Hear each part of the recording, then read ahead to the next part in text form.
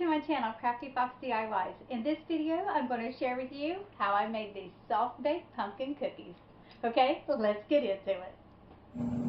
To make these cookies, you want to start with 1 cup of butter that is softened, half of a cup of granulated sugar, and 1 cup of brown sugar. And you just want to mix these all together until they're nice and creamy. And then to this, you want to add 2 teaspoons of vanilla and 1 cup of pumpkin pie filling. You can easily double or halve this recipe. The way I'm showing you, is going to make about 3 dozen cookies. For this, you're going to use 1 large egg. If you half the recipe, then only use the egg yolk. In a separate bowl, you want to put 3 cups of self-rising flour, 1½ teaspoon cinnamon, half a teaspoon of ginger, 1 teaspoon of nutmeg, and half a teaspoon of ground cloves. Once you have that all whisked together, then you want to add the dry ingredients to your wet ingredients, and you want to add it in about thirds at a time.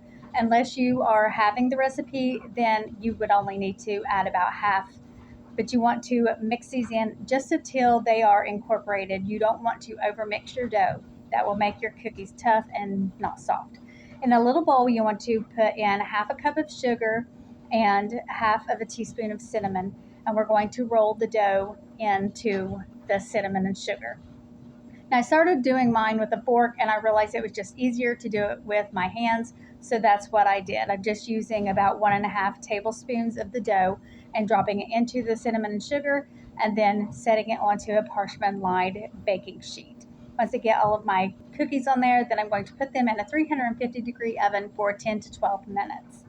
You'll know that they're done whenever the edges are set. They're nice and firm, but the middles are still going to be soft.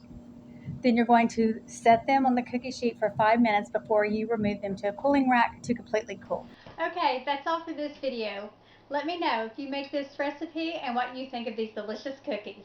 Thank you so much for watching, and I'll see you in the next one.